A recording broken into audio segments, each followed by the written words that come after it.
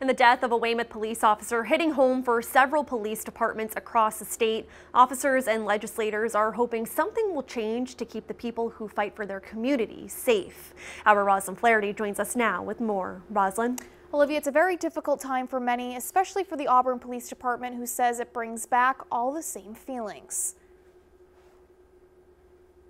People across the state are mourning the loss of Weymouth police officer Michael Chesna.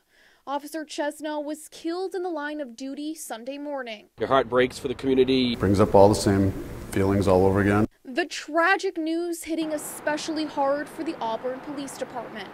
They lost one of their own 2 years ago. It's a mixture of, profound sadness, but it's also, a little bit of anger mixed in there too. According to court documents, the suspect, 20-year-old Emmanuel Lopes, hit Officer Chesna in the head with a rock. Lopes allegedly took Chesna's gun and fired shots into his head and chest. An elderly woman was also shot and killed. Auburn detective Scott Mills says officers train for these situations, but losing an innocent person is difficult. We anticipate that there could possibly be a problem during our shift. We mentally prepare for that, hopefully physically prepare for that. But for some innocent person just to be minding their own business and get shot in their own home. According to the Patriot Ledger, Lopes was charged in October for selling cocaine to minors and resisting arrest.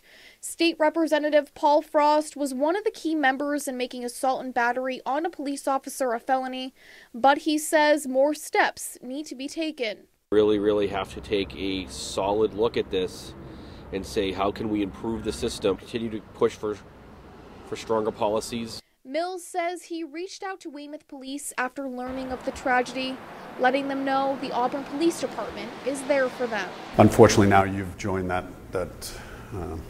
brotherhood of sorts beyond the brotherhood that that we already have, and that's we're all in that sad fraternity, I guess, together where we do know what you're going through. We know not only what you're going through now, what you're going to go through in the next week, and year, and 2 years even.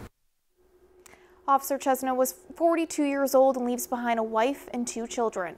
Roslyn Flaherty, Worcester News Tonight.